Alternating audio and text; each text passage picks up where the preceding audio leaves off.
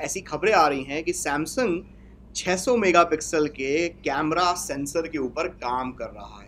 Samsung के मुताबिक 600 megapixel का camera sensor is equal to human eye, मतलब हम सब लोग मानते हैं, पूरा साइंस इस बात को एडमिट करता है कि दुनिया का सबसे बेहतरीन कैमरा टेक्नोलॉजी जो है वो ये हमारी आंखों में लगी हुई है, क्योंकि हर चीज़ साफ देखता है, हर चीज़ क्लियर देखता है, बिलियन कलर्स सपोर्ट करता है, लो लाइट, ब्राइट लाइट, सब चीज़ें एडजस्ट हो जाती हैं इसमें ऑटोमेटिकली। तो इसको compete करने के लिए, ये हमारी ह्यूमन आई को compete करने के लिए, ये नेचुरल कैमरे को compete करने के लिए सैमसंग 600 मेगापिक्सल के इमेज सेंसर के ऊपर काम कर रहा है। अभी इसी वीक ये खबर आई कि सैमसंग ने 250 मेगापिक्सल का इमेज सेंसर उसकी रिसर्च एंड डेवलपमेंट टीम ने बना लिया है। मतलब बीटा टेस्टिंग में तो एकदम टनाटन चल रहा है।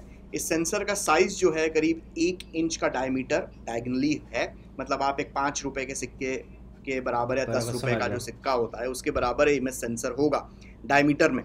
और ये जो सेंसर है ये स्मार्टफोन्स में हो सकता है अगले 1.5 से 2 साल में सैमसंग उतार दे अपने स्मार्टफोन्स के अंदर, लेकिन 250 तो उन्होंने अभी लैब में टेस्टिंग चल रही है। 150 मेगापिक्सल का सेंसर जो है सैमसंग ऑलरेडी सक्सेसफुली बना चुका है और शायद इस साल के अंत में या अगले साल की शुरुआत में, शायद 2021 में जो हमें गैलेक्सी S21 डिवाइसेस शायद देखने को मिले, उसके अंदर हमें 150 मेगापिक्सल का कैमरा फ़ोन देखने को मिलता है। तो एक तरफ जहां ये चीज़ें काफ़ी फैसिनेट कर रही हैं, आपको क्या लगता है मेगापिक्सल वॉर की ये नई शुरुआत हो गई है? पार्ट 3 पार्ट 4 कौन सा है ये? यार मैं जनरली बात बताऊँ तो मेगापिक्सल जो है अभी भी एक तरीके से शैम है। आप ये देखो 48 मेगापिक्सल का आपका कैमरा सेंसर हो फ़ोन में, चाहे 64 का हो, या अभी जो Xiaomi निकालेगा 108 मेगापिक्सल का हो, या सैमसंग निकालेगा 150 मेगापिक्सल का, पर वो एक स्पेसिफिक साइज़ या एक स्पेसिफिक मोड में ही उतने मेगापिक्सल में फ़ोटो का रिज़ल्ट आपको देता है। तो हर मोड में तो वो चलता नहीं, ठीक है। अगर आप से 16:9 की इमेज खींचना चाहें उसमें चलेगा नहीं, 3:4 में शायद चल जाए या फिर 1:1 में चल जाए, बट सिर्फ एक सिंगल मोड देते हैं। तो कहने के लिए ऐसा होता है कि भाई इस फ़ोन में 48 है, 64 है, 100 है, 200 है, 600 है, पर बात सारी ये है कि वो अगर आपको एक ही मोड दे रहा है और वो ओवरऑल नहीं है, तो वाकई में ही क्या मेगापिक्सल इतना मायने रखता भी है या नहीं, ये अपने आप से भी पूछने वाला सवाल है आपके लिए, और उन सारे यूज़र्स के लिए भी ये सवाल है कि क्या आप जाके यही शो ऑफ करते हैं अपने फ्रेंड्स को कि देखो मेरे फ़ोन में इतने मेगापिक्सल का कैमरा है या उतने मेगापिक्सल का कैमरा है। ये वॉर काफ़ी टाइम से चलता हुआ आ रहा है। मैं इस टेक्नोलॉजी को कोई ऐसा शन ऑफ नहीं कर रहा और ये नहीं बोल रहा कि ये बकवास वॉर है। ऑफ कोर्स जितनी फाइनल डिटेलिंग होगी उतना बढ़िया होगा, बट कई सारे फैक्टर्स डिपेंड करते हैं जब आप फोटोग्राफी करते हैं इन कैमरा फ़ोन्स के साथ, इन सेंसर्स के साथ। लाइटिंग सबसे बड़ा फैक्टर रहता है, शैडोज़, डेप्थ, लेंसेज किस तरीके के इस्तेमाल हुए हैं आपके कैमरा सेंसर मतलब कैमरा मॉड्यूल में, वो बहुत मैटर करते हैं। मतलब आप सेंसर तो कितना भी अच्छा डाल लो, मेगापिक्सल कितने भी पंप इन कर लो, बट अगर आपके लेंसेज बकवास हैं तो फिर आपकी इमेज भी मतलब वैसी ही आएगी। अब एक छोटा सा एग्जांपल मैं अगर आपको दूं तो आईफोन यूज़ करता है 12 मेगापिक्सल का कैमरा। ऐसे ही 12 मेगापिक्सल का कैमरा आपको एक सब 10,000 रुपीज़ स्मार्टफोन में भी मिल जाता है, पर क्या वो एप्पल आईफोन जैसी फ़ोटो खींच पाता है? नहीं ना, क्योंकि ISP पे भी डिपेंड करता है, इमेज सिग्नल प्रोसेसर जो इस्तेमाल होता है फ़ोन में उस पे भी डिपेंड करता है कि बॉस आपकी इमेज आखिरकार आएगी कैसी। तो पिक्सल आप कितने भी डाल लो, ये वैसा है कि एक चाय के अंदर आप कितनी भी शक्कर डाल लो एक चाय के कप में, ठीक है, एक पॉइंट ऐसा आएगा कि वो शक्कर जो है वो नहीं घुलेगी, और वो जब मैक्सिमम कैपेसिटी रीच हो जाएगी उसके बाद वो शक्कर के आपको क्यूब्स ही मिलेंगे उसके अंदर। तो ये मेगापिक्सल भी मुझे थोड़ा ऐसा ही लगता है। लेकिन यहाँ पे जो इंटरेस्टिंग चीज़ मुझे लग रही है सिद्धार्थ, वो ये कि इमेज सेंसर को इन्होंने काफ़ी बड़ा बनाया है, और इमेज सेंसर जैसे कि आपने बताया कि ISP एक रोल प्ले करता है, वहीं पर जो सेंसर है जो सारी चीज़ों को लाइट को एनालाइज करता सेंस है। करके पूरी तरीके से प्रोसेस कर रहा है, तो उस प्रोसेसर को काफ़ी बेटर बना रहे हैं, उस सेंसर को बेटर बना रहे हैं।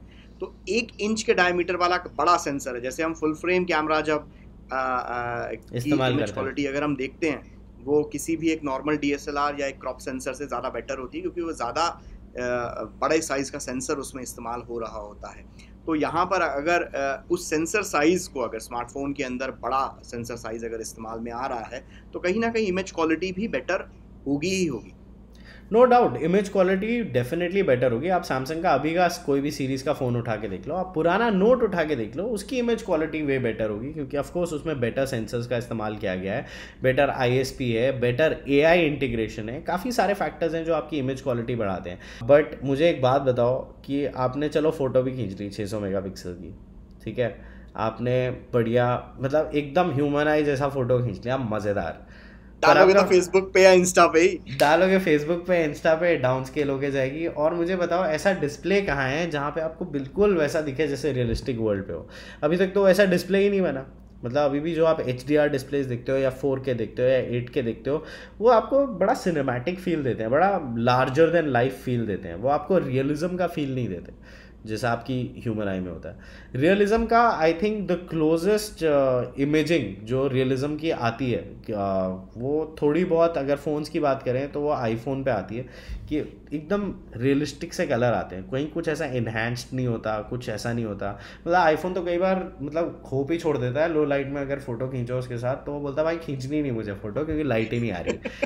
तो थोड़ा रियलिज्म आपको देखने को मिलता है कि जैसे आपको अपनी ह्यूमन आई में अगर आप किसी अंधेरे रूम में जाओगे तो you can only make shadows of objects कि मतलब ऑब्जेक्ट है यहाँ पे कुछ, you can just sense it, ठीक है। बट अगर आप आईफोन से फ़ोटो खींचोगे तो भी आपको उतना ही देगा वो सेंसरी। बट आप मतलब अगर किसी नए Xiaomi या फिर OnePlus या फिर सैमसंग के डिवाइस से खींचोगे तो एकदम ब्राइट कर देगा। भाई मुझे एक बात बताओ, अगर नाइट टाइम फोटोग्राफी करनी थी, ठीक है, और रात को दिन बनाना ही था तो दिन में खींच लेते फोटो, रात में खींचने की क्या जरूरत थी। सही बात, मतलब सही व्हाट्स द बात। Point of that night mode. And फिर उसको लेके ऐसे खड़े भी रहो, मतलब 10 सेकेंड उस फोन को लेके खड़े भी रहो कि भाई एकदम अंधेरे में उजाला कर देगा, लाइट जला ले यार, बढ़िया फोटो आएगी।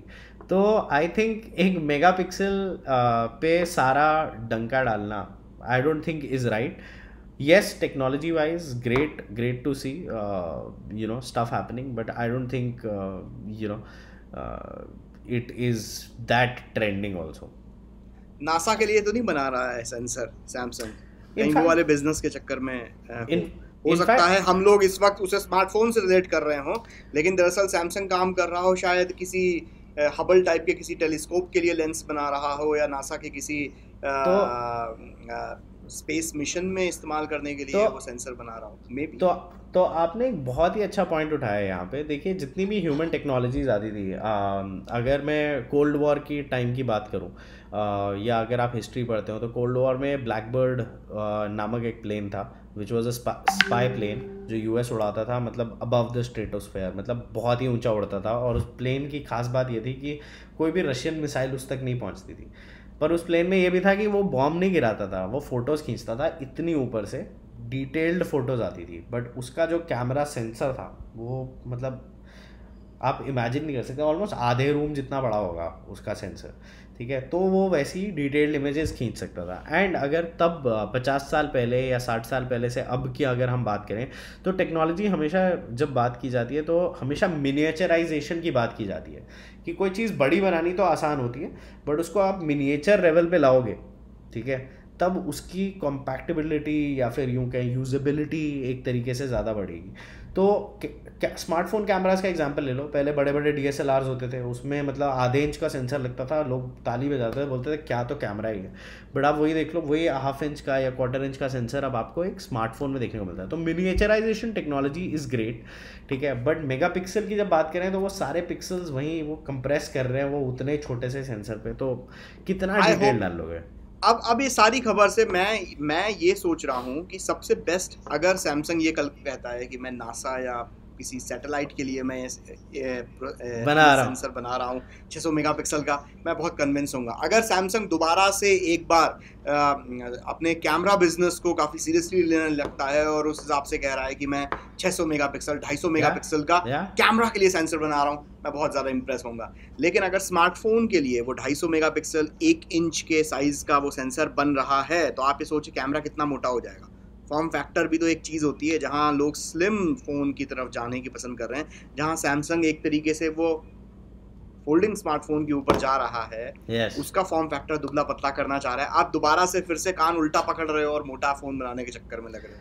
तो I don't know, this is kind of crazy, but nonetheless interesting development है और trending है एक तरीके से।